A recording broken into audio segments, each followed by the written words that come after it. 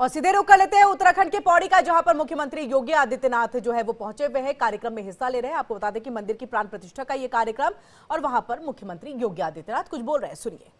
बहुत प्राप्त किया है, अब वह आध्यात्मिक रूप से शांति चाहता है, सुकून चाहता है, और उसके लिए उस प्रकार का वातावरण देना यह सरकार का दायित्व भी है और समाज का दायित्व भी है।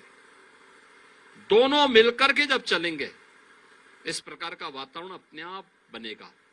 आप अनुमान करिए, अभी प्रयागराज में महाकुंभ का आयोजन 26 फरवरी तक चलेगा, 20 दिन और होने हैं।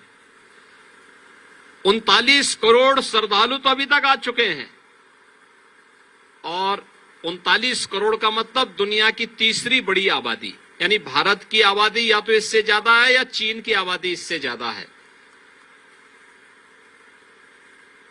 और जब 26 फरवरी को महाकुंभ प्रयागराज के समारोह का भव्य आयोजन होगा, आप अनुमान करिए तब तक मेरा अनुमान है कि 50 करोड़ श्रद्धालु प्रयागराज के महाकुंभ में मां गंगा, मां यमुना और मां सरस्वती की त्रिवेणी में आस्था की डुबकी लगा करके पुण्य के भागीदार भी बनेंगे और एक भारत श्रेष्ठ भारत का संदेश लेकर के भी जाएंगे।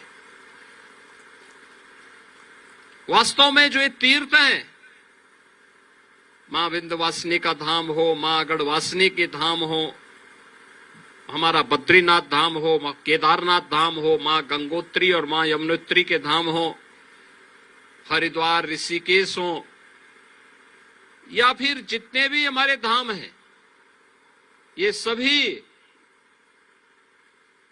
वास्तव में राष्ट्रीय एकात्मता के केंद्र है।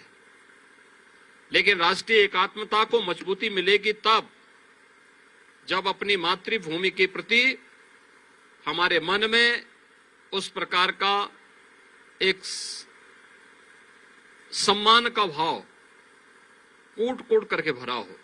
उत्तराखंड ने अनेक विभूतियों को जन्म दिया। उत्तराखंड का सौभाग्य है कि उत्तराखंड इस देश की रक्षा सेवाओं के लिए भी और देश के अन्य तमाम प्रतिष्ठित संस्थानों के लिए भी अपने सपूतों को देश की सेवा के लिए समर्पित करती है। अभी इस कार्यक्रम के में आने से ठीक पूर्व मुझे देश के पहले chief of defence staff general Bipin Rawat ji की प्रतिमा पर पुष्पांजलि करने का अवसर प्राप्त हुआ। इसी उत्तराखंड की भूमि में उनका जन्म हुआ। कितनी सहजता, कितनी सरलता, लेकिन राष्ट्र प्रेम उनके मन में कोट कोट करके भरा था।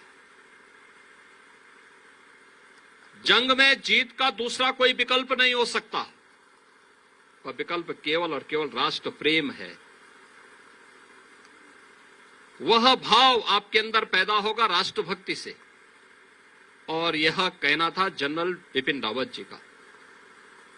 इस धरती ने बहुत, चाहे वह सेना में हो, राजनीति के क्षेत्र में हो, जीवन के प्रत्येक क्षेत्र में अनेक